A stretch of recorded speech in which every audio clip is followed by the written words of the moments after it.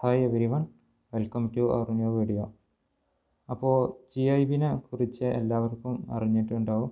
അതിൻ്റെ ഫസ്റ്റ് എക്സാമിൻ്റെ ടൈം ടേബിളൊക്കെ വന്നിട്ടുണ്ട്. അതിനു മുന്നേ കഴിഞ്ഞ കൊല്ലത്ത്, അതായത് നീറ്റ് 2024 ഫസ്റ്റ് GIB എക്സാമിൻ്റെ ക്വസ്റ്റ്യൻ പേപ്പർ ആവശ്യമുള്ളവർക്ക് ഈ വീഡിയോയുടെ ലാസ്റ്റ് ഞാൻ പറയുന്നതാണ് എങ്ങനെ അത് കിട്ടുക എന്നൊക്കെ.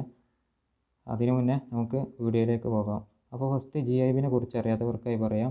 അതായത് നീറ്റ് മോഡൽ ഉള്ള എക്സാമാണിത്. അതായത് സൈലം ഓഫ്ലൈൻ എക്സാമാണ് ഈ GIB എന്ന പേരിൽ അറിയപ്പെടുന്നത്.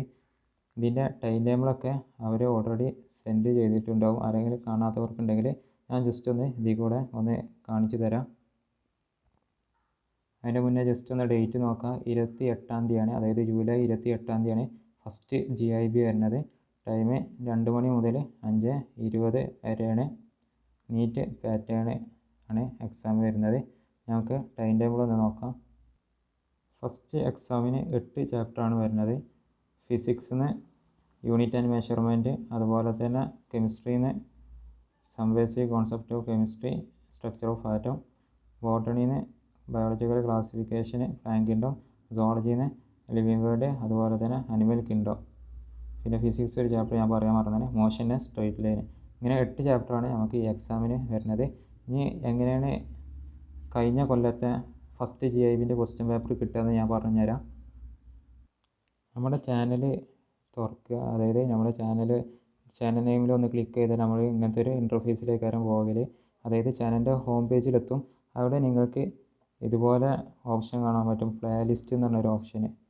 ഈ പ്ലേ ലിസ്റ്റ് എന്ന് പറഞ്ഞ ഓപ്ഷൻ നിങ്ങൾ ക്ലിക്ക് ചെയ്യാം. അപ്പോൾ ഇതുപോലെ കുറേ പ്ലേ ലിസ്റ്റ് കാണാൻ പറ്റും. അതിൽ ഒന്ന് ജസ്റ്റ് സ്ക്രോൾ ചെയ്യുക. അപ്പോൾ ഇതൊക്കെ ഇവിടെ നിങ്ങൾക്ക് സൈലം GIB എന്ന് കാണാൻ പറ്റും. ഇതൊന്ന് ക്ലിക്ക് ചെയ്താൽ ഇതൊക്കെ നിങ്ങൾക്ക് ഇവിടെ കിട്ടും. സൈലം GIB ക്വസ്റ്റ്യൻ പേപ്പർ എന്ന് പറയാണ്ട് ഇവിടെ ക്വസ്റ്റ്യൻ പേപ്പർ ഞാൻ നേരത്തെ അപ്ലോഡ് ചെയ്തിട്ടുണ്ട്. അതിൻ്റെ അടിയിൽ തന്നെ അതിൻ്റെ ആൻസർ കീയും കൊടുത്തിട്ടുണ്ട്. അപ്പോൾ ഇതൊന്ന് യൂസ്ഫുൾ ആയി വിചാരിക്കുന്നു.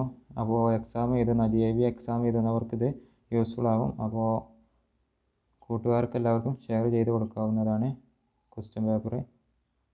അപ്പോൾ എല്ലാവർക്കും എക്സാമിലേക്ക് ഓൾ ദ ബെസ്റ്റ്.